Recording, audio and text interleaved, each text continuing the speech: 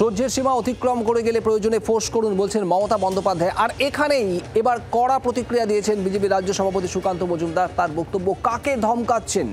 আর এই গোটা বিষয় নিয়ে কেন্দ্রীয় স্বরাষ্ট্রমন্ত্রী অমিত শাহকে চিঠিও লিখেছেন বিজেপি রাজ্য সভাপতি সুকান্ত মজুমদার।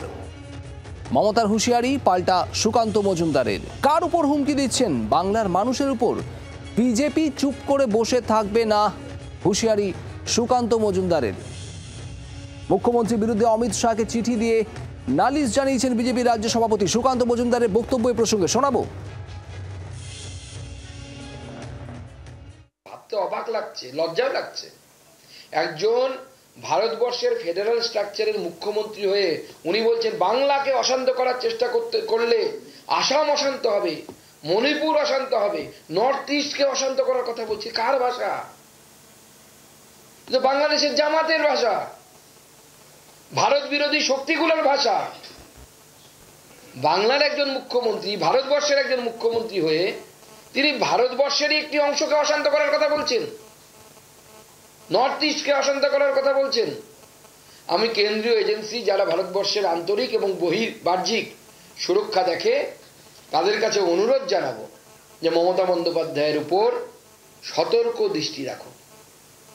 কারা, কোন কোন বিদেশি তারা মমতা বন্দ্যোপাধ্যায়ের সাথে বৈঠক করছেন, বা মমতা বন্দ্যোপাধ্যায় কোন কোন বৈদেশিক শক্তির সাথে বৈঠক করছেন, আগামী দিনে আমি অনুরোধ করব কেন্দ্রীয় এজেন্সিগুলোকে তার প্রতি তীক্ষ্ণ নজর রাখার জন্য।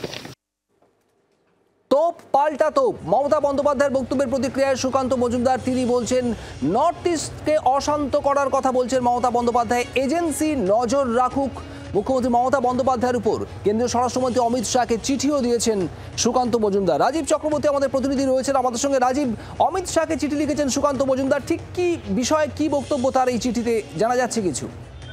শুভদীপ, দেখো, আজকে মুখ্যমন্ত্রী মমতা বন্দ্যোপাধ্যায় তিনি তার দলের ছাত্র সংগঠনের আজকে প্রতিষ্ঠা দিবস উপলক্ষে যেখানে বক্তব্য রাখছিলেন, সেই বক্তব্য পেশ করার সময় তিনি বদলা নেওয়ার কথা বলেছেন। তিনি বলেছেন যে এর আগে আমি বদলা নয় বদল চাই স্লোগান দিয়েছিলাম, কিন্তু এখন যে সময় এসেছে তাতে উপযুক্ত ব্যবস্থা যা উপযুক্ত মনে করবেন আপনারা সেই ব্যবস্থা নিন। পাশাপাশি তিনি বলেছেন যে মনে রাখবেন, যদি পশ্চিমবাংলায় আগুন জ্বলে তাহলে কিন্তু পার্শ্ববর্তী আসাম, বিহার, ঝাড়খণ্ড, উড়িষ্যা এবং দিল্লিতেও আগুন জ্বলবে। বিজেপির রাজ্য সভাপতি সুকান্ত মজুমদার, কেন্দ্রীয় প্রতিমন্ত্রী সুকান্ত মজুমদার তিনি অমিত শাহকে চিঠি লিখেছেন, যিনি কেন্দ্রীয় স্বরাষ্ট্রমন্ত্রী।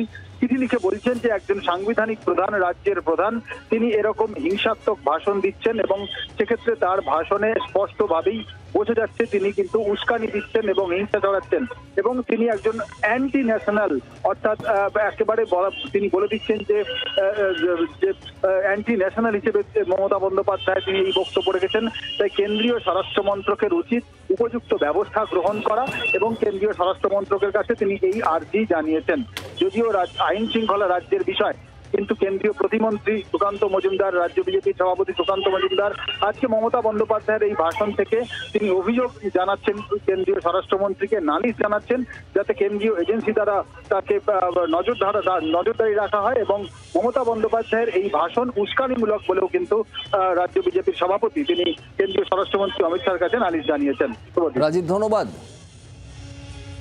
কুণাল ঘোষ, তৃণমূল মুখপাত্র, তিনি সুকান্ত মজুমদারের এই বক্তব্য, তার চিঠি লেখা কেন্দ্রীয় স্বরাষ্ট্রমন্ত্রীকে এই প্রসঙ্গে কি জানাচ্ছেন শোনাবো। একতরফা কুৎসিত আক্রমণ, ভাঙচুর, হামলা, ক্যারেক্টার অ্যাসাসিনেশন, সিবিআই ইডি দিয়ে ডিস্টারবেন্স সমানে যদি চলতে থাকে, মুখ্যমন্ত্রী কখনোই বলাননি কোনো অশান্তি করুন।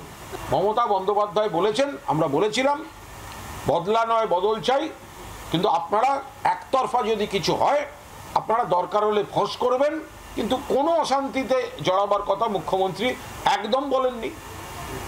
মানুষকে যা যা বলার সেগুলো যাতে তৃণমূল কর্মীরা যথাযথভাবে নেতা কর্মীরা বলে দেন, মমতা বন্দ্যোপাধ্যায় সেই নির্দেশ দিয়েছেন। বাংলার আওয়াজ, বাঙালির আবেগ, জি 24 ঘন্টা।